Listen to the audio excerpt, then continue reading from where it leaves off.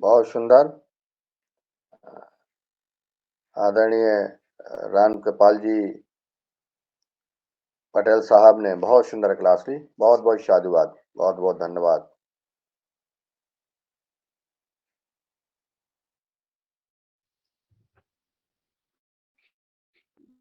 जी जी आदरणीय रामपाल,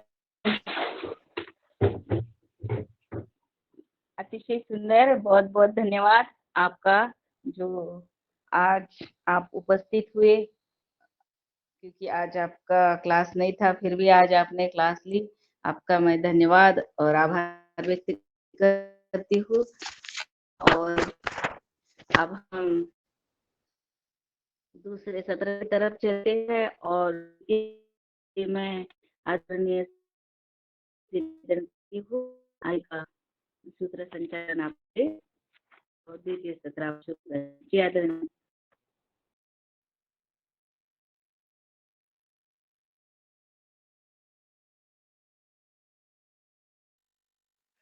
सुनाई नहीं दिया किसको बोला?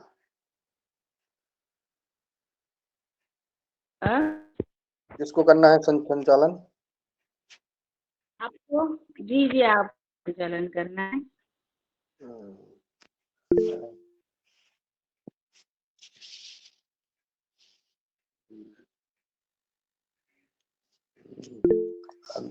हेनरी छे युगहार।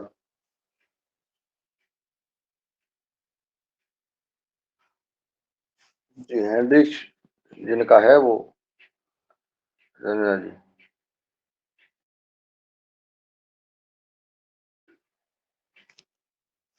तो सबको सादर प्रणाम और दीपावली की हार्दिक बधाई और शुभकामनाएं। आज आदरणीय हमारे राम कृपाल जी ने बहुत सुंदर योग कराया। उनके साथ आदरणीय हीरालाल कुशवाहा जी, अशोक यादव जी सहित सभी छतरपुर की योगीजन शामिल हुए और हम सब ने उनके साथ योग किया। आपको बहुत बहुत साधुवाद। आगे हमारे त्योहार कैसे मनाए जाते हैं, पहले कैसे मनाए जाते थे और आज कैसे मनाए जा रहे हैं, परिवर्तन क्या है और युवा पीढ़ी आगे इसको कैसे ले जाएगी और पुरानी परंपरा हमारी कैसे संरक्षित रहेगी, इस पर कल चर्चा अधूरी रह गई थी, जिसमें हमारे आदरणीय डॉक्टर किशोर दुबे जी का नेटवर्क प्रॉब्लम के कारण उन्होंने अपना सुझाव नहीं रख पाया था और भी हमारे कुछ सदस्य रह गए थे। मैं चाहूँगा, आज निवेदन करूँगा डॉक्टर किशोर दुबे जी से कि अपनी बात रखें।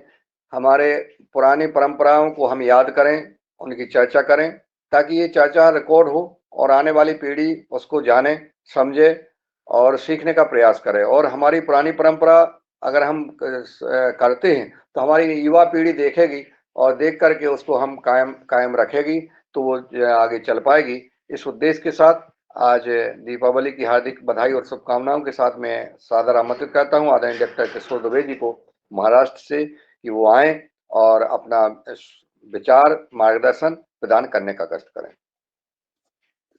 धन्यवाद मुनिराज जी। दीपावली की हार्दिक शुभकामनाएं सभी हमारे परिजनों को और उनके परिवारों को, देशवासियों को, सभी को। जो चर्चा चल रही, कल से बहुत महत्वपूर्ण चर्चा चल रही है कि अपनी परंपराएं जो है, परंपराएं तो चलनी चाहिए, लेकिन उसका स्वरूप जो है, वो स्वरूप, पुराना जो स्वरूप और अभी नया स्वरूप, इसमें जो स्थिति है, उस स्थिति में भविष्य के लिए किस तरह से बदलाव करने की जरूरत है और आज भी बदलाव करने की जरूरत है, यह बहुत महत्वपूर्ण चर्चा है। तो 2-3 दिन के पहले ऐसा मैंने वक्तव्य दिया था अपने सदन में और आप सभी लोगों ने, कि पहले परंपराएं कैसे चलती थी, यानी छोटे कुम्हार आते थे, लकड़ी वाले आते थे, झाड़ू वाले, और वो सभी अपने अपने जो चीजें है वो बेचते थे। लेकिन अभी 50 साल में चीजें बदल गई है, औद्योगिकरण हो गया है, बाजार बढ़ गया है, मार्केटिंग बढ़ गया है, और इस तरह से जो छोटे उत्पादक है, वो छोटे उत्पादों को जो जगह थी वो जगह नहीं के बराबर हो गई है। अभी भी जगह है उनके लिए, लेकिन उनकी जगह जो है वो बहुत सीमित और नहीं के बराबर हो गई है। वो जो देहातों में निर्माण होता, वो अपने गांव में या आजू बाजू के एक दो गांव में तो बेच सकते हैं, लेकिन बड़ा वर्ग जो शहरों में है वो वहां पर उनको बहुत दिक्कतें आती है। तो इस संदर्भ में मैंने जो चिंतन किया था, और कल जो मैं बात रख रहा था, शायद नेटवर्क की वजह से नहीं थी, उसी बात को मैं दोहरा रहा हूं कि क्यों ना हम इस तरह का एक प्रयास करें।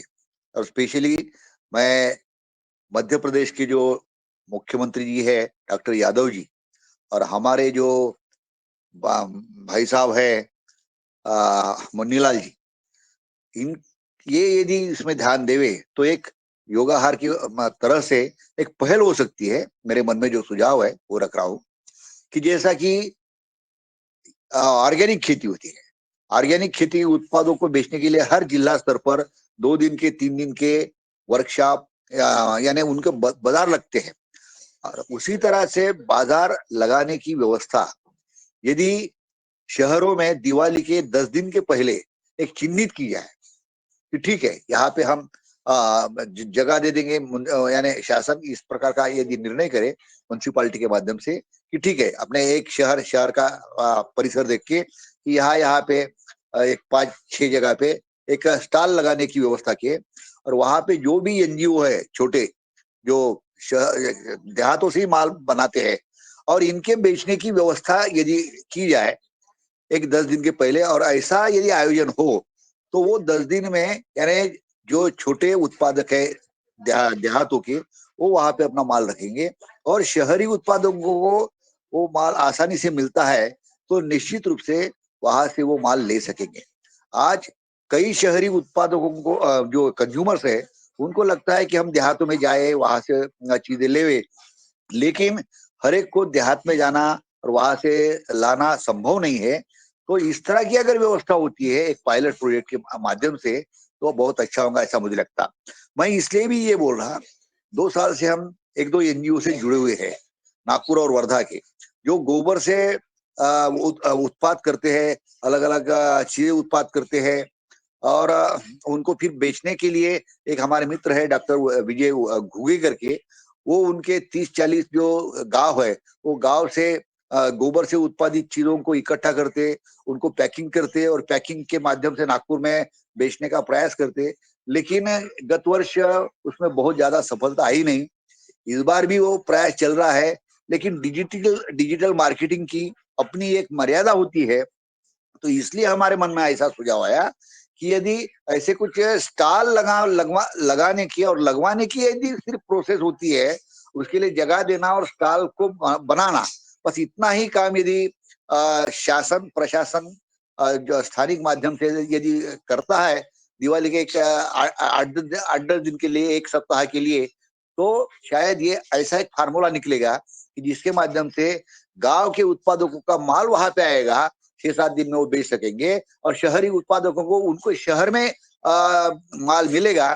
तो इस तरह से जो छोटे उत्पादकों की चीजें हैं, और हम सब जो चाहते हैं कि छोटे उत्पादकों का माल बेचा जाना चाहिए, तो उसको एक बढ़ावा मिलेगा, ऐसा मुझे लगता है। इसमें परंपराएं भी कायम रहेगी, और औद्योगिकरण से जो लूट होती है वो लूट भी बचेगी, और छोटे उत्पादकों को मुनाफा भी मिलेगा। इन शब्दों के साथ में मैं मेरे वाणी को विराम करता हूँ। धन्यवाद जी, धन्यवाद आदरणीय डॉक्टर साहब, आपने अपना महत्वपूर्ण सुझाव दिया। निश्चित सदन ने सुना है जी। और आदरणीय रमेश चंद्र मेहरा जी उस पर कमेंट करना चाहते हैं, उनका स्वागत है। जी ओम, बहुत बढ़िया। आदरणीय दुबे जी ने जो बात कही है, निश्चित रूप से यदि ऐसा होता है तो वो फायदेमंद होगा।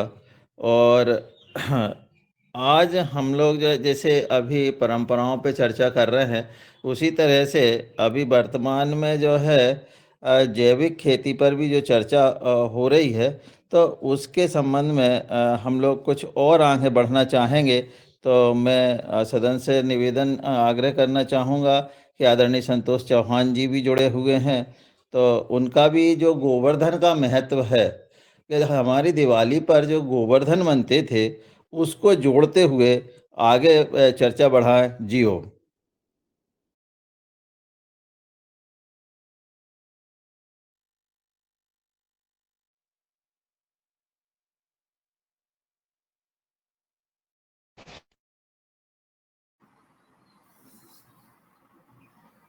आदरणीय संतोष चौहान जी तक आवाज नहीं पहुंच रही है। नमस्कार, जी आवाज सर, आ रही स्वागत है? है सर। जी आ रही है सर। ओके। एक्चुअली जो हम लोगों ने लास्ट वीक में जो सेशन किया है, मैं उसी सेशन को कंटिन्यू करते हुए आज कुछ इम्पोर्टेंट फैक्ट भी यहाँ रखना चाहता हूँ। और मुझे ऐसा लगता है कि यह सब चीज़ों में सच में हमें सभी को अभ्यास की बहुत ज़रूरत है। और मेरी जो आने वाली जो कुछ स्लाइड्स है, वो स्लाइड्स के माध्यम से मुझे ऐसा लगता है कि अब एक समय है कि हम सभी लोग जिन को भी इस विषय में जैसा समझ सकता है और इंटरनेट के माध्यम से पढ़ाई कर सकते हैं, वह सब लोग इसमें इन्वॉल्व होवे, क्योंकि किसी एक बंदे की बस की बात नहीं है। और इम्पोर्टेंट यह चीज़ है कि जैसा हम लोग आज सभी लोग सोच रहे हैं कि हमें विष मुक्त अन्न चाहिए, यानी जो खाने में जहर आ रहा है वह नहीं आना चाहिए।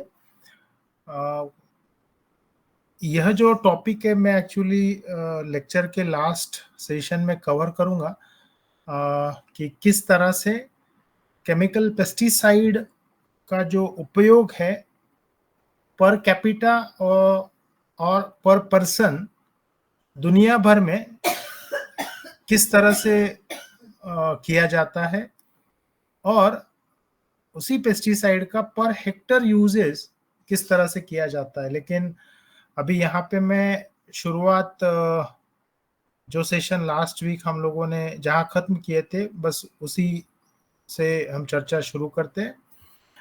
यहाँ पे स्लाइड शेयर कर रहा हूं मैं।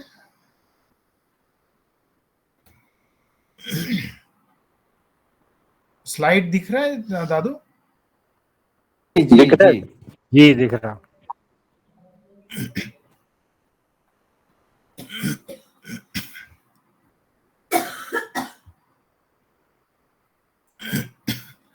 जैसा हमने लास्ट वीक यह चीजें देखी थी कि जो गोमाता का जो गोबर है, उस गोबर में अलग अलग तरह के सूक्ष्म जीवाणु, स्पेसिफिकली बैसिलस सबटिलिस है, या इस स्लाइड पे हम लोगों ने बड़े पैमाने पे चर्चा की थी। और इस स्लाइड को हम लोग समझने का कोशिश किए कि किस तरह गोबर खाद में अलग अलग तरह के बैक्टीरिया, उनका जो प्रमाण है फ्रेश गोबर में कितना होता है, 6 महीना अगर पुराना अगर गोबर खाद है तो उसमें कितने बैक्टीरिया आते हैं, कितने ट्राइकोडर्मा है, या कितने एक्टिनोमाइसेट है।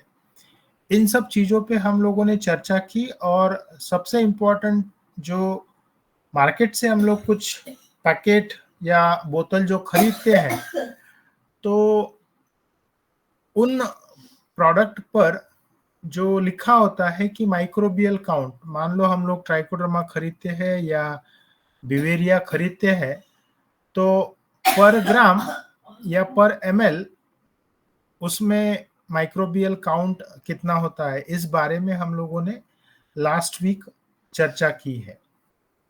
और जैसा यह चीजें तो इम्पोर्टेंट है ही, लेकिन जैसा हम लोगों ने सिर्फ गौ माता के गोबर के बारे में चर्चा की, और आज हम लोग अलग अलग जो प्राणी हैं, उन अलग अलग प्राणी के गोबर में अलग अलग जो सूक्ष्मजीव पाए जाते हैं उस बारे में चर्चा करने वाले हैं। और एक चीज हम लोग हमेशा देखते हैं कि हम लोग कहते हैं, जैसा यहाँ भारत में हम लोग गौ माता को एक माता का दर्जा दिया है, और गौ माता के गोबर में जो अलग अलग तरह के जो सूक्ष्म जीवाणु है, जैसा हम लोग ये कहते हैं कि 33 कोटि देवी देवताएं हमें गौ माता में पाई जाती है।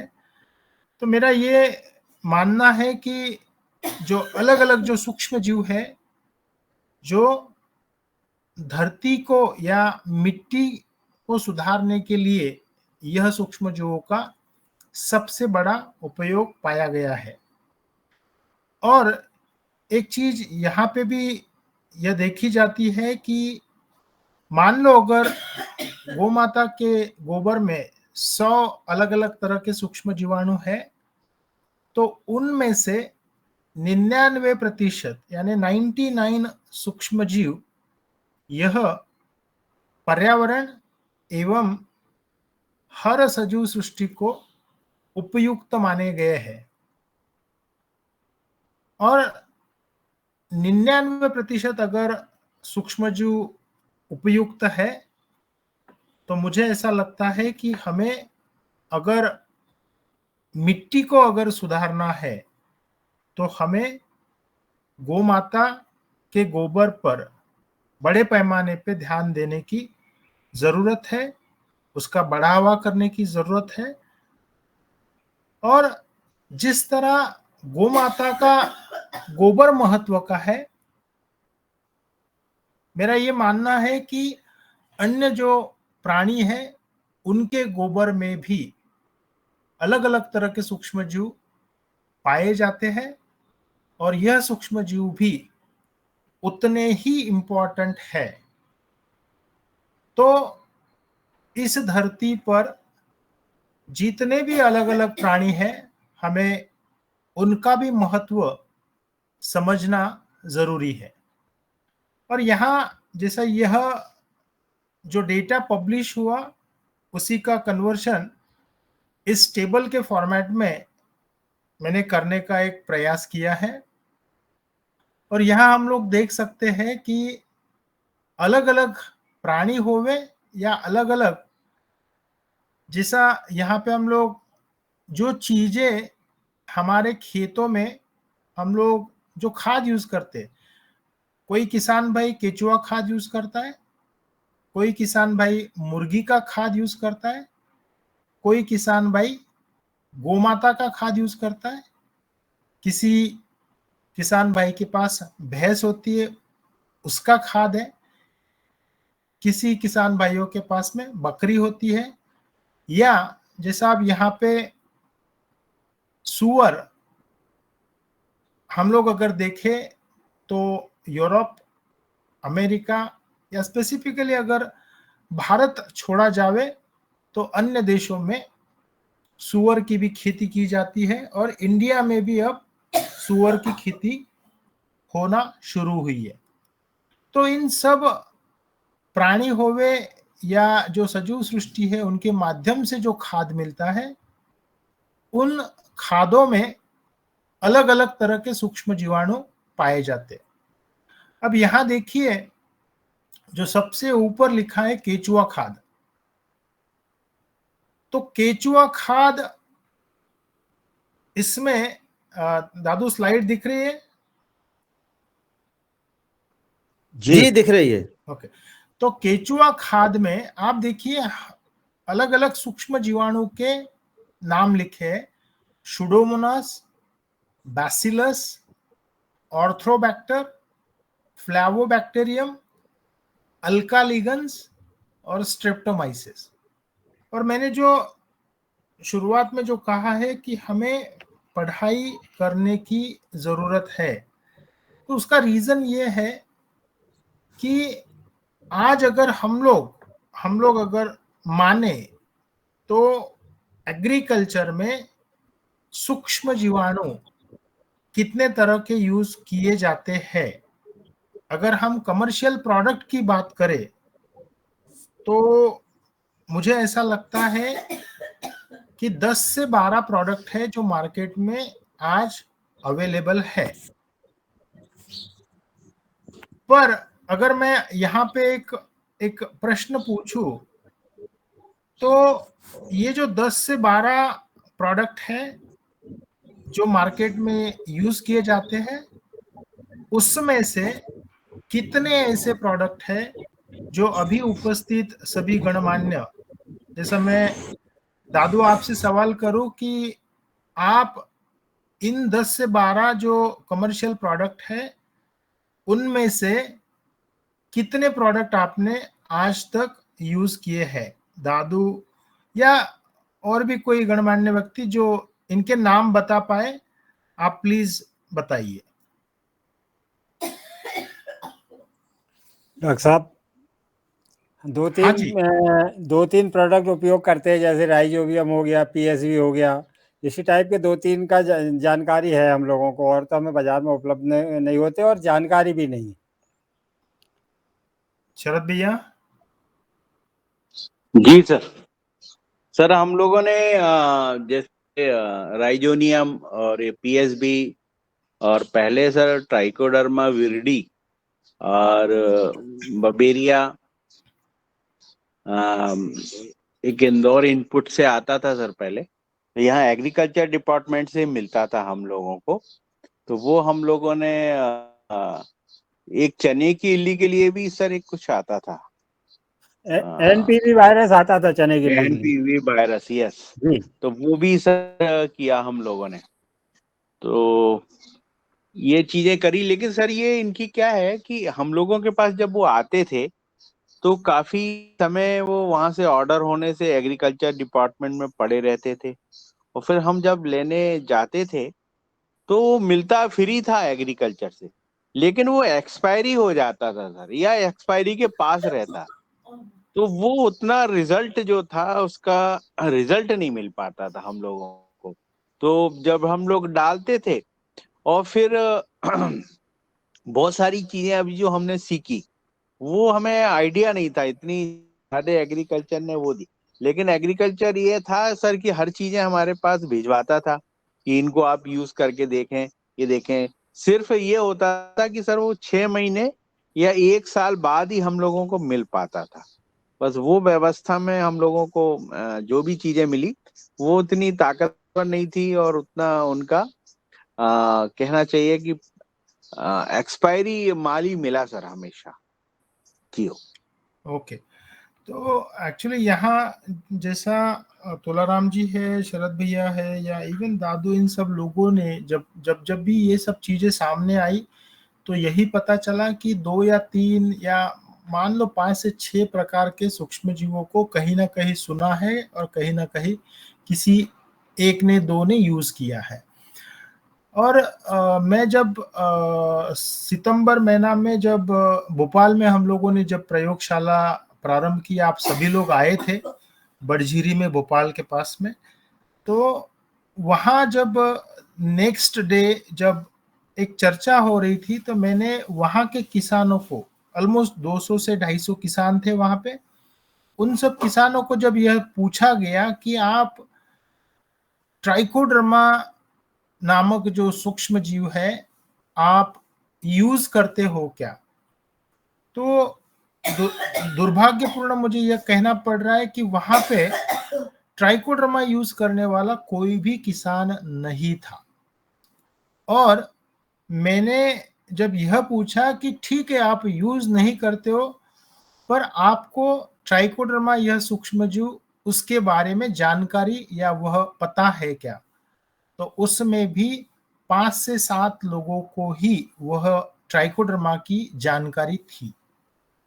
और मेरा ये मानना है कि अगर हमें आने वाले समय में अगर खेती करना है तो हमें नई तकनीकें और जो चीजें, यानी जैसा ट्राइकोडर्मा तो आज यूज नहीं हो रहा है, ट्राइकोडर्मा तो सालों से, करोड़ों सालों से ट्राइकोडर्मा का उपयोग खेती में हो रहा है। और जैसा हम लोगों ने पिछले सप्ताह जो एक स्लाइड के माध्यम से समझने का कोशिश किया कि गाय के गोबर खाद में ही ट्राइकोडर्मा उपलब्ध है, तो नेचुरली हम लोग दे ही रहे हैं। पर जो हमने 1965 से ग्रीन रिवॉल्यूशन के माध्यम से जो केमिकल खाद आए हैं, केमिकल फर्टिलाइजर आए हैं, तो यह जो फर्टिलाइजर्स है, इन फर्टिलाइजर का बड़े पैमाने पे उपयोग होने की वजह से और गोबर खाद का उपयोग कम होने की वजह से सूक्ष्म जीवों का जो प्रमाण है वह मिट्टी में कम होता दिखाई दिया। और जब 1965 से 1990 तक यह सब चीजें जब सामने आई, तो 1990 में जो इस फील्ड में रिसर्च कर रहे हैं, जो साइंटिस्ट है या जो संशोधक है, उन लोगों ने इस विषय में चर्चा या अभ्यास सीरियसली शुरू किया। लेकिन आज भी, यानी 1990 में अगर यह संशोधन कहीं ना कहीं स्टार्ट हुआ है, पर दुर्भाग्यपूर्ण मुझे आज यह कहना पड़ रहा है कि आज 2024 है, यानी मान लो उससे 35 साल आगे हम लोग आ चुके हैं, और 35 साल के बाद में भी जो संशोधन मान लो 1990 1980 में जो स्टार्ट हुआ, वह संशोधन अगर गांव तक नहीं पहुंचा है तो यह सोचने जैसी बात है। और अगर ट्राइकोडर्मा जैसा सूक्ष्मजीव उसके बारे में पता भी ना हो, तो वो बनाना या वो यूज करना ये तो बहुत आगे की बात हुई है। और यहाँ अभी जो यह स्लाइड आप सभी के सामने रखी गई है, तो इसमें अलग अलग सूक्ष्म जीवाणुओं के नाम लिखे हैं। सुडोमोनास है, बैसिलस है, आर्थ्रोबैक्टर है, फ्लैवोबैक्टीरियम है, अल्कालिगन्स है, स्ट्रेप्टोमाइसिस है। ये हर सूक्ष्म जीव का अपना अपना महत्व है। और मैंने यह चीज कई बार कही है कि जैसा मैं 2001 में जब नेशनल केमिकल लेबोरेटरी पूना में मेरा मास्टर डिग्री होने के बाद जब ज्वाइन किया पीएचडी के लिए, तो मैं एक फफूंद यानी एक फंगस जो मेटाराइजियम है उस पे मुख्यतः काम करना शुरू किया। और उस मेटाराइजियम या और एक माइरोथेशियम करके था, इन दो फफूंद पे मेरा मुख्यतः काम होता था। और मेटाराइजियम जैसा सूक्ष्म जो जीव है, उसी सूक्ष्म जीव पे काम करने के लिए 7.5 साल या 7 साल का समय लग गया। एक ही सूक्ष्म जीव है और उसको भी समझने के लिए 7 से 7.5 साल का समय लगा है। और उसी समय मेरे साथ में कुछ मेरे 4 अन्य साथी थे जो मेटाराइजियम पे काम कर रहे थे, और हर किसी को अलग अलग विषय में काम करने का जो टॉपिक था वो दिया गया था। अभी यानी एक मैं आपको सिंपल सा एक एग्जांपल देता हूं कि जैसा मैंने काम इसलिए किया था कि मेटाराइजियम जो चने में जो इल्ली आती है, जैसा हम लोग हेलिकोवर्पा कहते हैं, तुअर में जो हेलिकोवर्पा आता है, तो मैं अगर मेटाराइजियम चावल पे बनाऊं और चावल पे बनाने के बाद में मैं उस मेटाराइजियम को छिड़काव करूं खेतों में, इस चने की खेत में, तो उस इल्ली का जैसा इल्ली के ऊपर क्या परिणाम होते हैं, कितने प्रमाण में उसकी मॉर्टेलिटी मिलती है, यानी कितनी इल्लियां मेटाराइजियम के छिड़काव के बाद में कम होती है। इन सब विषयों पे काम किया गया। लेकिन एक मेरे जो लैब में काम करने वाली एक महिला थी, उनका काम यही था कि मेटाराइजियम अगर छिड़काव किया जाए तो उस इल्ली के ऊपर वो मेटाराइजियम किस तरह से एडॉप्ट होता है, किस तरह से वो इल्ली के अंदर जाता है, किस तरह इल्ली को मारा जाता है। तो यह अलग अलग टॉपिक पे काम किए गए और यह चीज यह दर्शाती है कि यह जो साइंस है यह बहुत बड़ा है और हमें इस बारे में हमारी जो आने वाली पीढ़ियां है, जैसा किसान भाइयों के घर में जो भी बच्चे हैं, मैं यह कहना चाहता हूं कि हम लोग हमारी आने वाली जो पीढ़ी है, इन सब पीढ़ी वाली जो बच्चे हैं, लड़के हैं, लड़कियां हैं, उन्हें इसका महत्व हमें समझा के देना जरूरी है।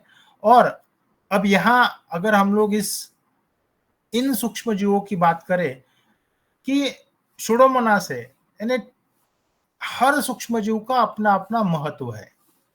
और यहाँ अगर टेबल में हम लोग देखें तो आपको एक विपरीत चीज सामने क्या आएगी कि सबसे आखिरी में देखिए स्ट्रेप्टोमाइसिस लिखा है, सबसे आखिरी के कॉलम में स्ट्रेप्टोमाइसिस लिखा है। और यह जो सूक्ष्म जीव है यह केचुआ खाद में और बकरी के खाद में ही पाया जाता है, ऐसा यहाँ इस पब्लिकेशन में लिखा है। पर इसका ये मानना, यानी ये ऐसा समझ होना जरूरी नहीं है कि सिर्फ केचुआ खाद में या बकरी खाद में ही स्ट्रेप्टोमाइसिस पाया जाता है। गोमाता या बाकी के खादों में वह नहीं पाया जाता है। यह विशिष्ट स्टडी किसी साइंटिस्ट ने किया है, लेकिन मेरा यह मानना है कि केचुआ खाद सबसे इंपॉर्टेंट क्यों कहा जाता है, तो यहां देखिए केचुआ खाद में ये सारे सूक्ष्मजीव पाए जाते हैं। आप सभी लोग ये स्लाइड प्रॉपरली देखिए, केचुआ खाद में ऊपर लिखे गए सारे सूक्ष्मजीव पाए जाते हैं, यानी सुडोमोनास भी पाया जाता है, बैसिलस भी पाया जाता है, ऑर्थ्रोबैक्टर भी पाया जाता है, फ्लैवोबैक्टीरियम भी पाया जाता है, अल्कालिगन्स भी है और स्ट्रेप्टोमाइसिस भी। लेकिन अलग अलग जो, जैसा आप सबसे नीचे देखिए, जैसा केचुआ खाद के बाद सबसे नीचे विदेशी सुअर है, उसकी जो विष्ठा होती है उससे जो खाद बनता है, उस खाद में फ्लैवोबैक्टीरियम और स्ट्रेप्टोमाइसिस नहीं पाया गया। तो यह चीज क्या दर्शाता है कि हम जो केचुआ खाद यूज करते हैं खेतों में वह सर्वोत्तम माना गया है। और मुझे ऐसा लगता है कि यह जो केचुआ खाद है, इसी वजह से आज दुनिया भर में अलग अलग जगहों पे केचुआ खाद का महत्व कहा गया है और उसका उपयोग भी किया जाता है। और एक चीज यहाँ हमें सबको यह चीज समझना चाहिए कि इन सब प्राणियों का खाद क्यों महत्व का है, क्योंकि इन सब प्राणियों के जो डाइजेस्टिव सिस्टम होता है, उस डाइजेस्टिव सिस्टम में यही सारे सूक्ष्मजीव यानी प्रोसेस होके आते हैं। जैसा हमने लास्ट टाइम यह समझने का कोशिश किया कि जैसा अभी शरद भैया मक्के की खेती करते हैं और वो मक्का गौ माता का खाना है, तो यह प्रश्न आता है कि जब गौ माता के गोबर में ट्राइकोडर्मा आ रहा है तो वो कहाँ से आ रहा है? वह मिट्टी से आ रहा है, वो मक्के से आ रहा है, या गौ माता के पेट में ही ट्राइकोडर्मा होता है? तो यह सारी जो चीजें हैं यह संशोधन का विषय है, लेकिन मुख्यतः यह पाया गया है कि जो ट्राइकोडर्मा है या यह अन्य जो सूक्ष्मजीव यहाँ पे हम लोग देख रहे हैं, ये सारे सूक्ष्मजीव मिट्टी के माध्यम से, क्योंकि मिट्टी के माध्यम से ही वे पौधों में जाते हैं, पौधों के माध्यम से ही वो गौ माता के खाने में आते हैं या अन्य प्राणियों के खाने में आते हैं, और उन्हीं प्राणियों के पेट में से प्रोसेस होके गोबर के माध्यम में हमें मिलते हैं। अब इन सूक्ष्म जीवों का उस गोबर में होना क्यों महत्व का है? उसका सबसे बड़ा जो महत्व है कि 1960 से लेकर आज तक जो हम रासायनिक खाद दे रहे, केमिकल फर्टिलाइजर दे रहे, तो उन केमिकल फर्टिलाइजर में मुख्यतः फास्फोरस और पोटेशियम बड़े पैमाने पे दिया गया है।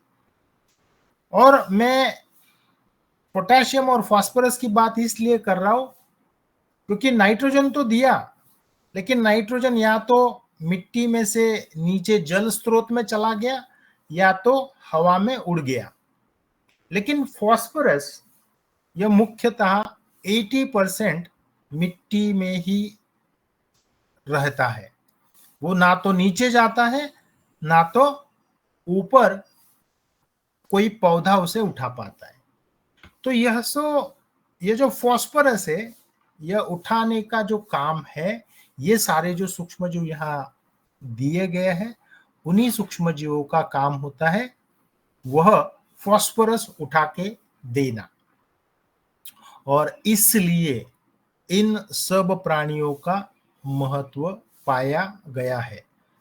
या आपने एक चीज और भी देखी होगी, जैसा शरद भैया ने इससे पहले भी एक चर्चा ली थी कि उनके खेतों में उन्होंने बड़े पैमाने पे पंछियों को देखा जो इल्लियों को खा रहे थे।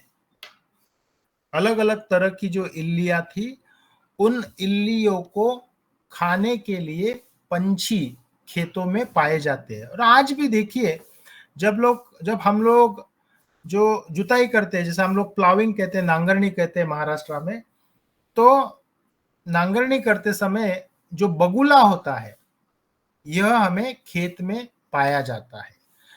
मोस्ट ऑफ द खेतों में अगर हम लोग देखें तो जब ट्रैक्टर से जुताई होती है, जो नांगरनी कहते हैं, प्लाविंग होता है, तो उस ट्रैक्टर के पीछे या बैलों के पीछे ये बगुले पाए जाते हैं। वो क्यों पाए जाते हैं? तो जब ये प्लाविंग होता है तो जो इल्लियां होती है, उनके जो अलग अलग प्रकार होते हैं, वो मिट्टी में पाए जाते हैं और उनको यह पंछी, ये जो बगुला है, यह खाने को आता है। और जब यह इल्ली को वह खाता है, तो अभी तुलाराम जी ने जो एक विषय यहाँ पे लिया कि एनपीवी, न्यूक्लियर पॉलीहाइड्रोसिस वायरस, यानी यह जो वायरस है, उस वायरस की वजह से इस मक्के की जो इल्ली होती है, स्पोडोप्टेरा नामक, वह इल्ली उस वायरस के वजह से कंट्रोल होती है। और उस वायरस से जो इल्ली मरती है, उस इल्ली को खाने के लिए यह पंछी आते हैं। और इन पंछियों की जो ड्रॉपिंग्स होती है, जैसा गाय का गोबर है, वैसा पंछियों का भी विष्ठा होता है। उस विष्ठा में जो ड्रॉपिंग्स है, जो वेस्ट है पंछियों का, उसमें से एनपीवी वायरस निकल जाता है। यानी यह जो सृष्टि है, यह जो पर्यावरण है, यह हमें समझना बहुत जरूरी है। और मेरा ये मानना है कि हम लोग अगर इन प्राणियों को, इन पशुओं को, इन पंछियों को हम अच्छी तरह से उनके बारे में भी सोचे, तो हमें ऑटोमेटिकली ये सारे जो सूक्ष्म जीव है, जो पहले बड़े पैमाने पे हमारे मिट्टियों में पाए जाते थे, वो हमें आसानी से मिल पाएंगे। और इन सब विषयों में हम लोग आने वाले समय में जरूर चर्चा करेंगे। पर मेरा सभी को निवेदन है कि आने वाली पीढ़ी को इन सारे विषयों में हमें ही समझाना और सिखाना जरूरी है। दूसरी चीज, हमें कम से कम एक पशुधन प्रति किसान होना बहुत जरूरी है। लेकिन ये मैं भी मानता हूं कि बहुत विपरीत परिस्थितियां होती है गांव में। गौ माता को या अन्य पशुओं को रखना भी आज बड़ी दिक्कत का विषय हुआ है। लेकिन अगर किसानों के ग्रुप किए जाए और उस ग्रुप के माध्यम से एक गांव में मान लो अगर हम सारे लोग मिलके अगर 500 गौशाला या कम से कम 100 गौ माता या पशुधन को हम लोग पालते हैं, तो मुझे ऐसा लगता है कि वही पशुधन जो आज हम सब लोग प्रयास कर रहे कि हमें हमारी मिट्टी को सुधारना है, तो मुझे ऐसा लगता है कि यही पशु, यही प्राणी, यही पंछी हमें हमारा वही पुराना समय लौटा सकते हैं। और एक चीज जो देखी गई है कि यह सारे पशु प्राणी की संख्या कम हो रही है, लेकिन उसी समय जब मैं इटारसी आया था तो मुझे शरद भैया ने या अपने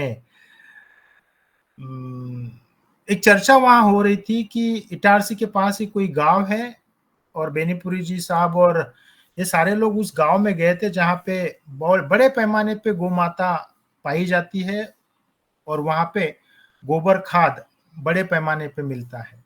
तो अगर वह चीज उस गांव को पॉसिबल है तो मुझे ऐसा लगता है कि सरकार भी इस विषय में देखे, सोचे और इसे बढ़ावा दे, तभी हम लोग अच्छी क्वालिटी का खाद पा सकते हैं और वही खाद हमें हमारी मिट्टी सुधारने में मदद कर सकता है। मैं आप सभी को यह विनंती करूंगा कि यहाँ पे यह जो स्लाइड दिया गया है, जिन जिन किसान भाइयों को इन सब चीजों में जो भी चीज समझ में आती है, वह यह जो लिंक दिया है नीचे, उस लिंक के ऊपर आप क्लिक करते हैं तो आपको वह रिसर्च पेपर वहां आता है, आप पढ़िए। आज यह भी फैसिलिटी है कि अंग्रेजी में अगर पढ़ना नहीं आता है तो इसका कन्वर्जन हिंदी में किया जाता है। आदरणीय पवन जी हमारे साथ में जुड़े रहते हैं। पवन जी या पतंजलि की टीम इसका कन्वर्शन हिंदी में भी कर सकती है और हिंदी में हम लोग यह सब चीजें पढ़ सकते हैं। और मेरा ये मानना है कि आप खुद तो पढ़िए, लेकिन आपके गांव में जो अन्य किसान भाई है उन्हें भी इन सब चीजों का महत्व आप सिखाना जरूरी है। अभी एक्चुअली यह जो एक इम्पोर्टेंट टॉपिक है, इसके आगे मैं आने वाले सब जो सेशंस है उन सब सेशंस में यह चर्चा होती रहेगी, लेकिन जो एक महत्वपूर्ण विषय है वह महत्वपूर्ण विषय यहाँ पे मैं लेना चाहता हूँ। जैसा यहाँ देखिए, स्लाइड चेंज हुआ है शरद भैया? जी होगा, हो गया। यहाँ पे इस स्लाइड में देखिए pesticide use per capita in India. अभी यहाँ पे जो डेटा कम दिख रहा है सर, लेकिन हेलो, लाइट में कम कम दिख रहा है सर। हाँ एक्चुअली लेकिन जो पेस्टिसाइड यूज पर कैपिटा जो लिखा है वो अच्छे से दिख रहा है? दिख रहा है सर, दिख रहा है जी दिख रहा है। ओके, तो यहाँ मैं यह एक चीज यहाँ पे आप सभी लोगों के सामने रखना चाहता हूँ और यह कुछ आश्चर्यजनक डेटा सामने आया है। और यहाँ पे अगर हम लोग देखें 1990 से लेकर 2022 तक का यह पेस्टिसाइड का डेटा है, पेस्टिसाइड यूज पर कैपिटा। अब इसका मतलब यह है कि प्रति व्यक्ति इंडिया में कितना पेस्टिसाइड यूज किया जाता है। तो यह 1990 में जो 90 ग्राम था वह उपयोग 30 ग्राम पे आया है, 90 ग्राम से 30 ग्राम, यानी यह चीज हमारे लिए अच्छी है कि जैसा मैंने कहा है कि 1960 से यह सारी चीजों का उपयोग बढ़ा है। 1990 में साइंटिस्ट लोगों ने एक अवेयरनेस जनरेट करने के लिए ये बड़े पैमाने पे काम शुरू किया और उस पेस्टिसाइड के जो एडवर्स इफेक्ट है वो लोगों तक आए और उस वजह से पेस्टिसाइड पे कंट्रोल आया है। यानी जो 90 ग्राम प्रति व्यक्ति प्रति साल, यह जो डोज है, प्रति वर्ष यह डोज है, जो 90 ग्राम से 30 ग्राम अभी यहां दिख रहा है। लेकिन अन्य देशों की अगर हम लोग बात करें, यहाँ पे चाइना का अगर हम लोग एक एग्जाम्पल ले तो 1990 में जहां 130 ग्राम था, वह आज 160 ग्राम। एक्चुअली ये जो डेटा है ये 2022 तक का है, 23 और यानी 23 का डेटा अभी आना बाकी है। लेकिन जहां इंडिया में 30 ग्राम है, वहां चाइना में यह 160 ग्राम के आसपास में है प्रति व्यक्ति प्रति वर्ष। और अभी हम लोग नाइजीरिया जैसे देश, वहां के किसानों से जुड़े हैं, तो नाइजीरिया में पर कैपिटा यानी पर पर्सन पेस्टिसाइड का जो उपयोग है वह 250 ग्राम प्रति व्यक्ति प्रति वर्ष पाया गया है। अब हम लोग यह मानते हैं कि यूरोपियन कंट्रीज होवे, यूनाइटेड स्टेट्स होवे या ऑस्ट्रेलिया होवे, यह डेवलप्ड कंट्रीज माने जाते हैं।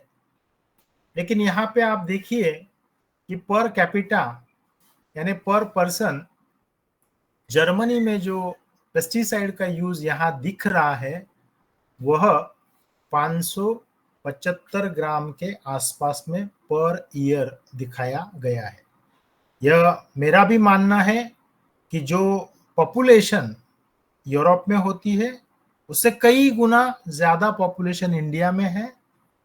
और जब यह सब डेटा मैं देख रहा था तो मुझे ऐसा लगा है कि यह पॉपुलेशन की वजह से यह डेटा इस तरह आया है। आने वाले स्लाइड्स में मैं कुछ चीजों का खुलासा होगा। जर्मनी के बाद जैसा यूनाइटेड स्टेट्स है, 1990 में प्रति व्यक्ति 1 किलो 600 ग्राम, 1 किलो 600 ग्राम, और 2022 में 1 किलो 350 ग्राम के ऊपर उसका उपयोग किया गया है। और जैसा कुछ डेटा ऑस्ट्रेलियन साइड से भी देखा गया है, और यहाँ अगर हम लोग देखें तो यह 2 किलो से ऊपर है पर कैपिटा। यानी जहां इंडिया का, शरद भैया कितना था इंडिया का? 30 ग्राम। जी सर। जहां इंडिया में 30 30 ग्राम था per capita per year, Australia में कितना दिख रहा है? 2 किलो। 2 किलो से ज्यादा दिख रहा है। तो मेरे जैसा यही एक सोचता है कि हम लोग इन सभी राष्ट्रों को, इन सभी देशों को हम लोग प्रगत राष्ट्र मानते हैं। फिर यहाँ पे इस तरह पेस्टिसाइड का उपयोग इतने बड़े पैमाने पे क्यों हो? सर भैया माइक बंद करो। तो आपका भी माइक बंद हो गया। जी डॉक्टर साहब, आप अपना अनम्यूट कर लें माइक। तो इसमें एक चीज, जैसा यह सब डेटा जब मैं देख रहा था तो मेरा खुद का भी एक इंटरेस्ट डेवलप हुआ है और मैं पिछले ऑलमोस्ट 2 सालों से इस डेटा पे काम कर रहा हूं कि ऐसा क्यों है कि हम लोग इन सब राष्ट्र को प्रगत राष्ट्र मानते हैं, फिर ऑस्ट्रेलिया जैसे देश में 2 किलो से ज्यादा अगर पेस्टिसाइड का यूज प्रति व्यक्ति हो रहा है, तो कहीं ना कहीं यह विषय भी संशोधन का है। और मुझे ऐसा लग रहा था कि यहाँ इन अलग देशों में पॉपुलेशन कम है, उस वजह से पेस्टिसाइड पर पर्सन बढ़ गया होगा। लेकिन अगर टोटल यूरोप की बात करें, टोटल यूरोप यानी जो 27 देश इस यूरोप में पाए जाते हैं, उन 27 देशों का भी अगर एक यहाँ पे एग्जाम्पल लेवे तो इनका उपयोग भी, जो पेस्टिसाइड का उपयोग है वह 700 ग्राम प्रति व्यक्ति प्रति साल, यह इस डेटा में से दिखाई देता है। और यूनाइटेड किंगडम यानी जो इंग्लैंड है, उनका भी जो उपयोग है वह 250 ग्राम के आसपास में प्रति व्यक्ति है। और जब यह सब चीजें हुई तो मुझे ऐसा लगा कि हम लोग प्रति हेक्टर यानी 1 हेक्टर खेती में पेस्टिसाइड का उपयोग किस तरह हुआ है 1990 से लेके आज तक, वह डेटा भी फिर हम लोगों ने देखा और यह चीज पाई गई कि प्रति हेक्टर भी इंडिया में पेस्टिसाइड का उपयोग कम है। इन सभी देशों के कंपैरिजन में इंडिया में पेस्टिसाइड का जो उपयोग है वह कम है। अब यहाँ अगर हम लोग देखें, एक मोटा मोटी 2010 से लेके 2022 तक 250 ग्राम प्रति हेक्टर यह उपयोग दिखाया गया है, 250 ग्राम प्रति हेक्टर। लेकिन यह जो डेटा है यह एक्टिव इंग्रेडिएंट का है, यानी मान लो अगर हम लोग, जैसा इससे पहले हम लोग डाइक्लोरोवास यूज करते थे या क्लोरोपाइरिफॉस यूज करते थे, जैसा डाइक्लोरोवास है वह 76% आता था, यानी अगर हम लोग 100 ml छिड़काव करें तो 76 ग्राम उसमें पाया जाता था। वेन कर दिया सर उसको, तो यह जो मिलता है। हाँ नहीं, वो चीजें भी आएगी आगे की स्लाइड में। तो यह जो सारी चीजें हैं, यह चीजें हमें सभी को समझना जरूरी है। यहाँ जैसा, क्योंकि ये सारी स्लाइड्स हम लोग रिपीटेडली देखेंगे, रिपीटेडली समझेंगे, क्योंकि इनका और हमारे जिंदगी का बहुत बड़ा रिलेशन है।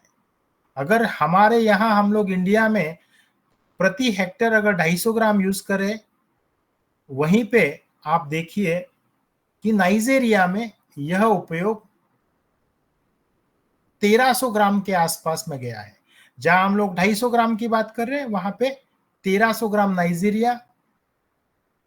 यूरोप टोटल अगर बात करें, जो टोटल यूरोपियन कंट्रीज हैं, तो वहां 1 किलो 600 ग्राम के या 650 ग्राम के आसपास है। वही उपयोग जर्मनी में 4 किलो से ऊपर गया है। यानी इंडिया में जो 250 ग्राम प्रति हेक्टर उपयोग था वह 4 किलो से ऊपर गया है। यह सब विषय सच में संशोधन के हैं। और जैसा हम लोग जर्मनी को एक प्रगत राष्ट्र मानते हैं, फिर वहां पे इतना पेस्टिसाइड प्रति हेक्टर हो रहा है, इसका मतलब पहले हम लोग पर पर्सन बात किए, पर यह तो पर हेक्टर है।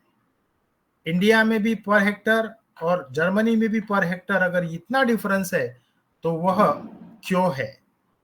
और यह सारा डेटा जो भी अवेलेबल है, आप सभी लोग आपके मोबाइल में भी देख सकते हो।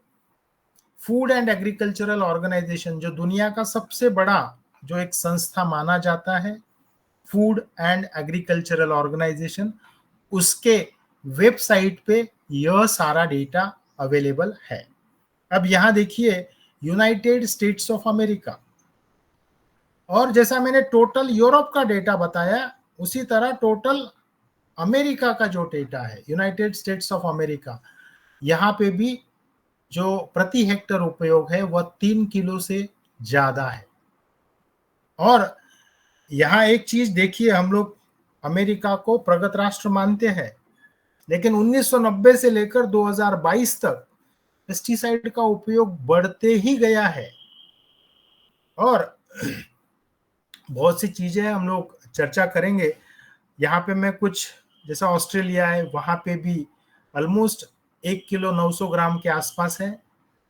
और जो शरद भैया अभी एक चीज यहाँ बता रहे थे कि जो डाइक्लोरोवास है, यानी जिसे हम यहाँ पे महाराष्ट्र में उसे नुआन के नाम से जाना जाता था, तो यह एक जो टेबल यहाँ जो चार्ट बनाया है, ग्राफ है, टोटल पेस्टिसाइड जो बैन किए गए हैं ग्लोबली अलग अलग देशों में, तो उनमें 511 पेस्टिसाइड की यह लिस्ट है कि ये 511 पेस्टिसाइड इन पे बैन लगाया हुआ है। अगर आप एक साइट पे जाओ, पैन इंटरनेशनल अगर हम लोग लिखते हैं, pesticide action network international consolidated list बनाई है उन लोगों ने। और ये पैन इंटरनेशनल ने उनके डॉक्यूमेंट में ऐसा दिया है कि दुनिया में जो 1,500 से ज्यादा जो पेस्टिसाइड यूज होते हैं, उनमें के 511 पेस्टिसाइड उन पर बैन लगाया गया है। लेकिन यहां देखिए कि 511 में से अगर आपको दिख रहा है तो इंडिया देखिए कितना दिख रहा है। इंडिया में कितने पेस्टिसाइड बैन किए? 50 56, यानी 511 में से 56 पेस्टिसाइड इंडिया में बैन है। लेकिन आप देखिए EU लिखा है, इंडिया के जस्ट बगल में EU, तो EU का मतलब है यूरोपियन यूनियन, यानी जो यूरोपियन देश है उन सब देशों में 195 पेस्टिसाइड पे बैन है। तो मेरा ये यहाँ पे मैं जैसा यहाँ जो एनालिसिस कर रहा हूं कि 511 पे पाबंदी है, वो बैन है, तो फिर इंडिया में सिर्फ 56 पे बैन क्यों है?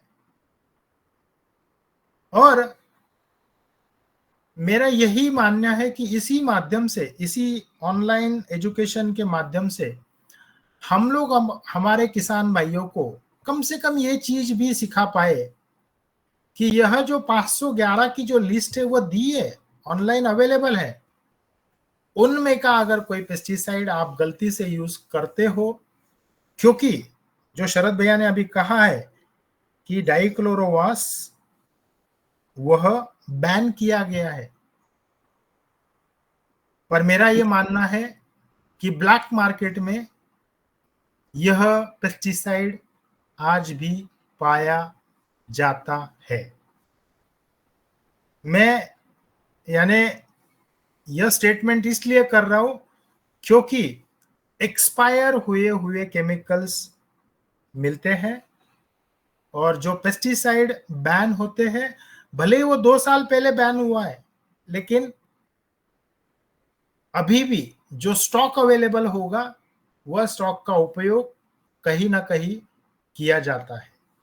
पर यह हमें सभी को सोचना जरूरी है कि अगर यह चीज इस तरह से होगी तो कहीं ना कहीं यह चीज गलत है, और इन सब चीजों पर अलग अलग माध्यम से हमें सोचकर इसका कुछ ना कुछ किया जाना जरूरी है।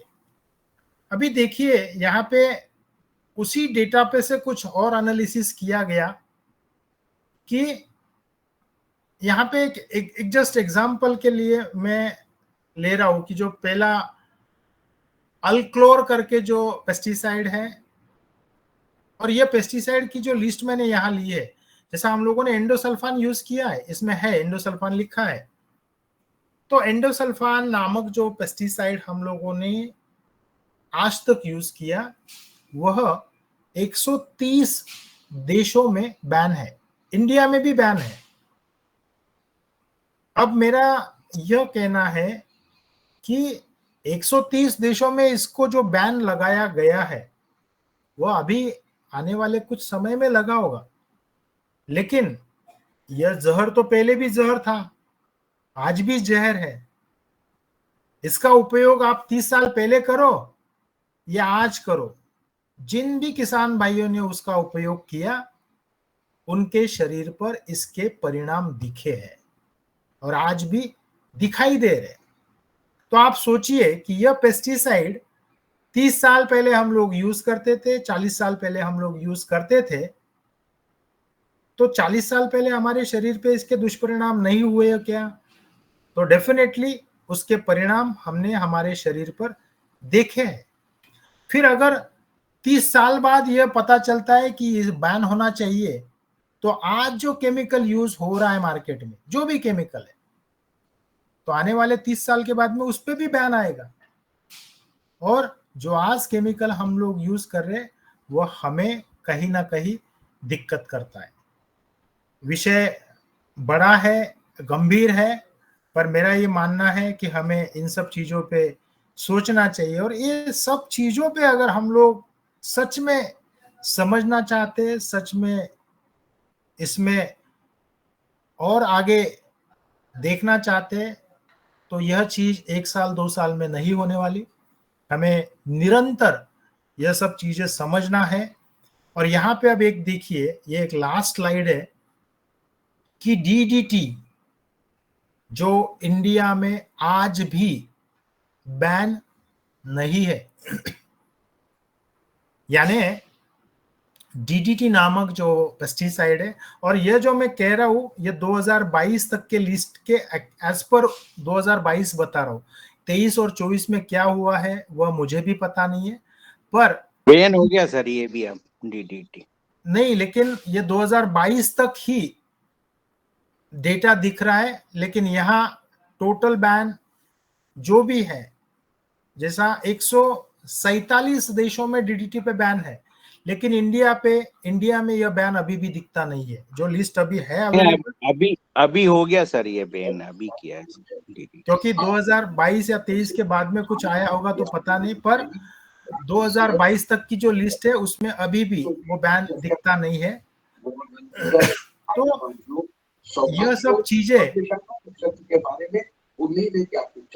तो मुझे ऐसा लगता है कि हम लोग यह सब चीजें समझे। आज समय थोड़ा मैंने ज्यादा ले लिया, पर गौर साहब आपका बंद कर लें। और एक चीज यहाँ पे लास्ट में कहना चाहता हूँ, इस पे हम लोग अगले सेशन में या आने वाले सेशंस में हम लोग बात करेंगे। और यह हम लोग 100% हम लोग यह चीज अवॉइड कर सकते हैं जो फूड वेस्ट हम लोग हमारे किचन से करते हैं। यानी फूड वेस्ट हर कोई करता है। मैं आप सभी को एक रिक्वेस्ट करूंगा कि यह फूड वेस्ट ना होवे, कम से कम हमारे थाली में जो आता है वह पूरा खत्म किया जाए। क्योंकि फूड वेस्ट का, और आज हम लोग हमारे खेतों में जो एक प्रॉब्लम देख रहे हैं कि धूपकाले में भी बारिश होने लग गई है, या बारिश के समय में बहुत ज्यादा तेज गर्मी पड़ती है, तो हमारे खाने का और उसका क्या रिलेशन है आने वाले समय में हम लोग सीखेंगे, पढ़ेंगे। और ये अगर हम लोग आंकड़े देखें कितना वेस्ट डेली जाता है, हम लोग हमारे खुद से सोचिए कि हमारे प्लेट से हम लोग कितना वेस्ट करते हैं, और वह जो खाना हमें मिल रहा है वो खाना बनाने के लिए हमने कितना पेस्टिसाइड हमारे मिट्टी में डाला है, हमने कितना फर्टिलाइजर हमारे मिट्टी में डाला है, और वही पेस्टिसाइड फर्टिलाइजर हमारे पानी में आ रहा है। तो इसका और पर्यावरण का क्या रिलेशन है आने वाले समय में हम लोग सीखेंगे। जी ओम। जी ओम सर, बहुत बहुत धन्यवाद, आपने बहुत अच्छी जानकारी दी। पर सर मेरा थोड़ा सा एक सुझाव के रूप में ये है, आपका जो सेशन है वो लगभग हम लोगों के प्रश्न के लिए लगभग 30 से 35 या 20 से 25 मिनट होना चाहिए, जिसमें किसानों के जो प्रश्न है उनके जवाब सवाल भी हो सके, क्योंकि हमारे बहुत सारे किसान आपके साथ जुड़े रहते हैं। उनने जो अपने 1 महीने में जो कुछ पाया है, जो कुछ उनके प्रश्न बने हैं, तो उन पर भी चर्चा हो सर, ऐसा हमारा निवेदन है। जी हो। दादू से एक्चुअली आपकी बात सही है। हम लोग आने वाले समय से क्या करेंगे, जो 6:45 चालू होता है तो हम लोग 7:30 तक सेशन लेंगे, 45 मिनट, और आधे घंटे का हम लोग डिस्कशन लेंगे। जी सर, जी सर, ऐसा रखेंगे तो बहुत अच्छा रहेगा। जी हो सर, आज के लिए तो बहुत अच्छी जानकारी हुई सर किसान हमारे लिए। एक प्रश्न और है सर, जैसे कंसोरिया और जो हम स्लैरी बनाते हैं, इसमें क्या अंतर है? जो एक्चुअली मैंने अभी आपको जो एक लिस्ट पढ़ा के दी थी, जैसा शोडोमोनास है, बैसिलस है, अल्का लिगन्स है, तो यही सारी चीजें कंसोर्शिया में आती है। और हमें जो नवधान आटे की जो स्लरी के जो रिजल्ट मिलते हैं, उसका रीजन भी यही है, ये सारे सूक्ष्मजीव उसमें पाए जाते हैं। और उसी वजह से जो मैं हर बार कहता हूं कि हमें उस नवधान आटे की स्लरी को रेगुलरली हमारे हर क्रॉप में देना बहुत जरूरी है। और इसीलिए आप सभी से मेरा निवेदन रहेगा कि आप सब लोग वह नवधान आटा स्लरी बनाना सीखिए, अन्य किसानों को भी सिखाइए, क्योंकि आप और आपके बगल के खेतों में अगर इन सब चीजों का उपयोग होगा तो आपके खेत में जो कीड़ा है या जो बीमारियां है वो कम लगेगी। जी ओम।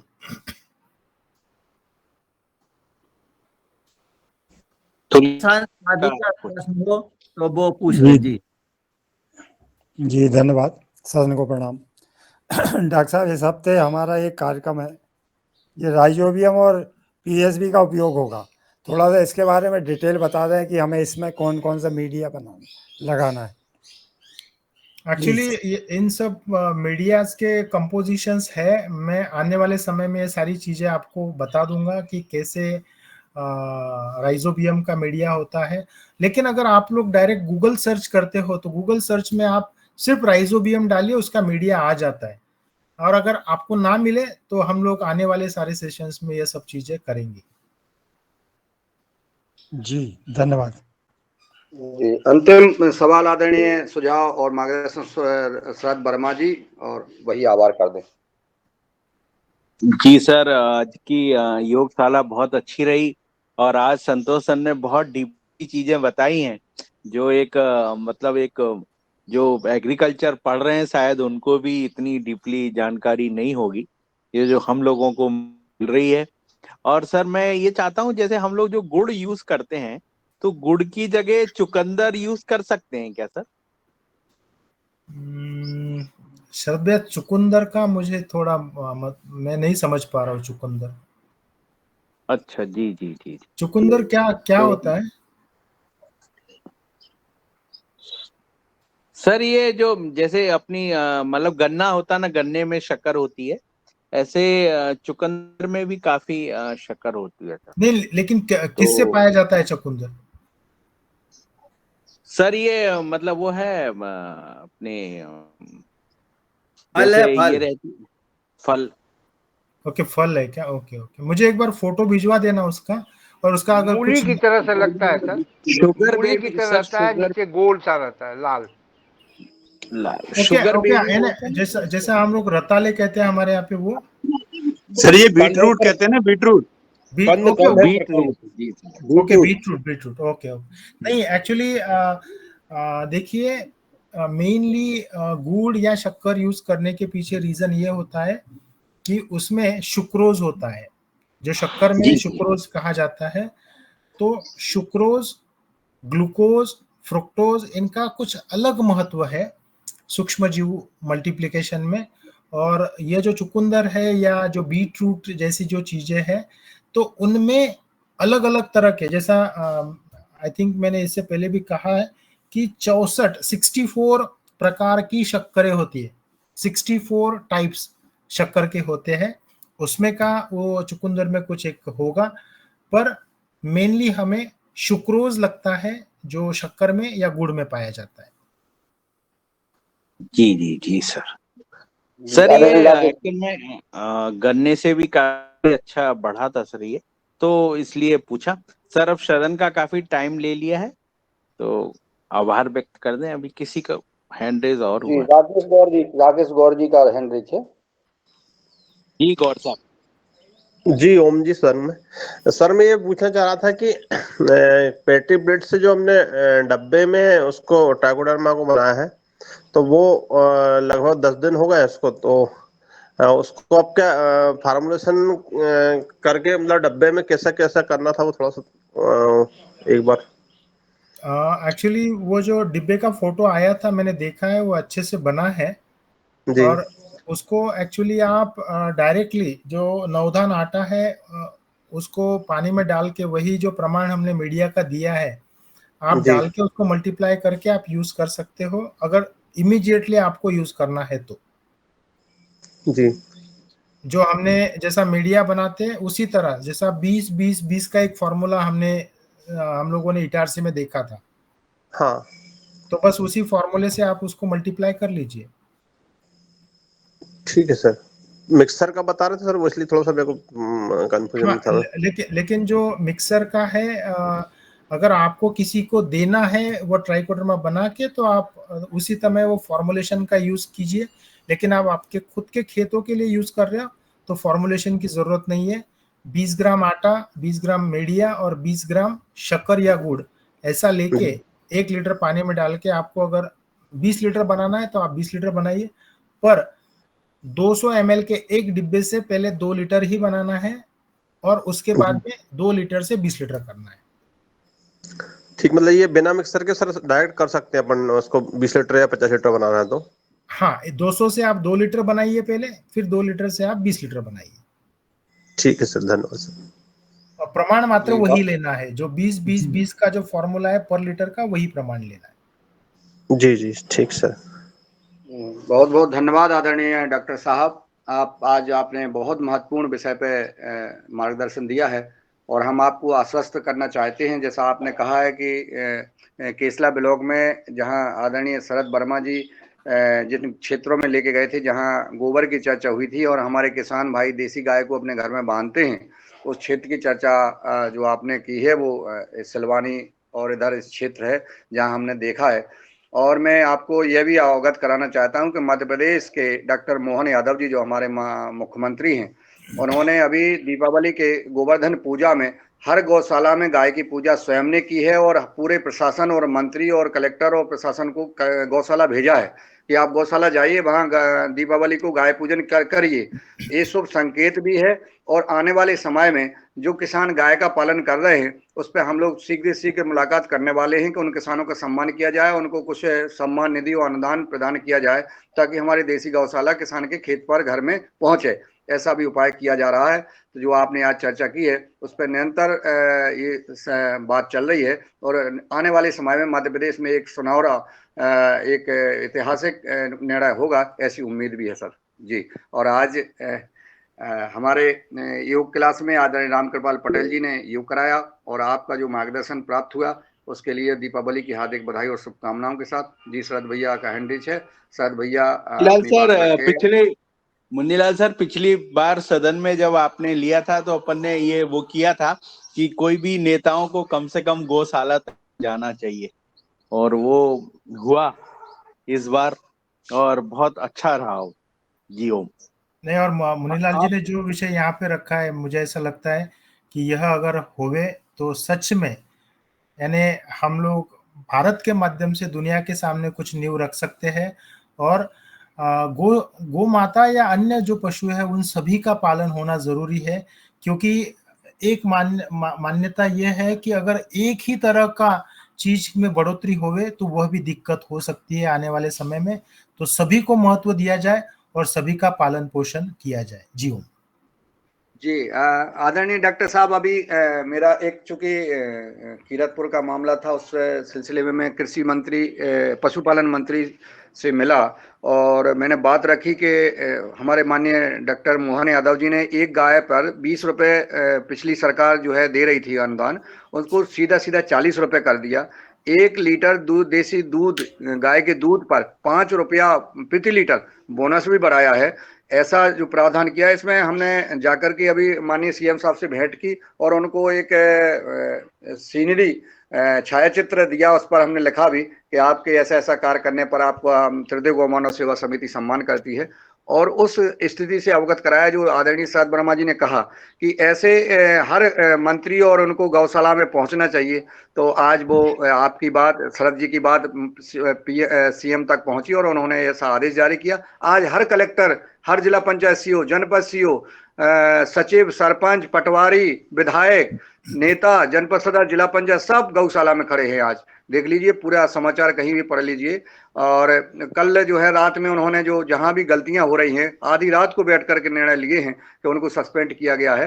ये सब प्रक्रिया चल रही, धीरे धीरे अपने व्यवहार की बात या अपनी बात जो मंथन होता है वो कहीं ना कहीं पहुंच जाती है वहां पर। तो ऐसा इसमें बदलाव भी आ रहा है और मैं आज युवा कार्यक्रम परिवार की ओर से माननीय डॉक्टर मोहन यादव जी को, मध्य प्रदेश सरकार को धन्यवाद देता हूं। कम से कम हमारी बात वहां पहुंच रही है। अभी बने सिंह आर जी निकल गए हैं, आगर मालवा की जो सुसनेर गौशाला थी वहां पर अपना जाना हुआ, वहां पर देखा कि एक कर्मचारी था और 2500 गायें थी और एक दाना भूसा का एक तिन नहीं था। वहां पे ऐसी स्थिति थी, उसको शासन को अवगत कराया और आज वहां पर मुख्यमंत्री जी ने जाकर के वहां देखा और 1 साल से गौ कथा चल रही है। वहां पे बहुत अच्छा कार्यक्रम हो गया, वहां गाय सेवा होने लगी है, क्षेत्र पूरा जागरूक हो गया है। तो इस प्रकार के कार्यक्रम भी युवा के कार्यक्रम से लगभग जुड़े हुए हैं और वो प्रगति पे है। इसका जो असर हो रहा है युवा कार्यक्रम का, वो हमें नहीं पता पड़ रहा है, लेकिन सरकार तक और समाज तक और देश तक निश्चित इसका असर हो रहा है। तो बड़ी प्रसन्नता है। दीपावली की पुनः हार्दिक बधाई और शुभकामनाएं आप सबको। ऐसी प्रगति करती रहे, ऐसा मार्गदर्शन और सुझाव देते रहे। ओ जी ओम, आप सभी को दीपावली की बहुत बहुत शुभकामनाएं। जी सर, आपको भी बहुत सारी आपको भी बहुत सारी मेरी ओर से भी शुभकामनाएं। चौहान सर को काफी शुभकामनाएं दीपावली की। बहुत हार्दिक शुभकामनाएं। चौहान सर, दीपावली की बहुत शुभकामनाएं।